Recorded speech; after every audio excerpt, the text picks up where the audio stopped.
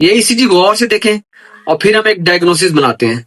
ये ईसीजी है एक 55 साल के मेल पेशेंट की, जो इमरजेंसी में आया है और उसकी कंप्लेन ये है कि उसको घबराहट हो रही है। 2 दिन पहले उसको चेस्ट पेन हुई थी हल्की सी, लेकिन फिर वो ठीक हो गई है।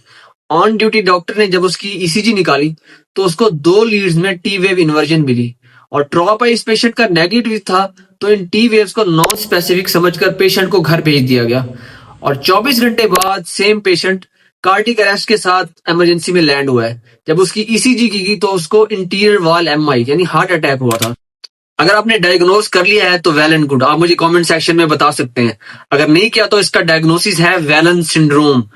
ये क्रिटिकल ईसीजी फाइंडिंग है जो प्रिडिक्ट करती है कि पेशेंट को हार्ट अटैक होने वाला है, क्योंकि जो लेफ्ट इंटीरियर डिसेंडिंग आर्टरी है जो हार्ट के मेजर पोर्शन को ऑक्सीजन सप्लाई करती है, उसमें स्टीनोसिस यानी तंगी हो जाती है और जिसकी वजह से इस्कीमिया इंड्यूस होता है और हमें V2 और V3 लीड में टी वेव इन्वर्जन मिलती है। लेकिन वेलन सिंड्रोम की भी 2 टाइप्स हैं। टाइप ए जो 25% केसेस में बाइफेजिक टी वेव मिलेगी और 75% केसेस में हमें सिमेट्रिकल टी वेव इन्वर्जन मिलेंगी।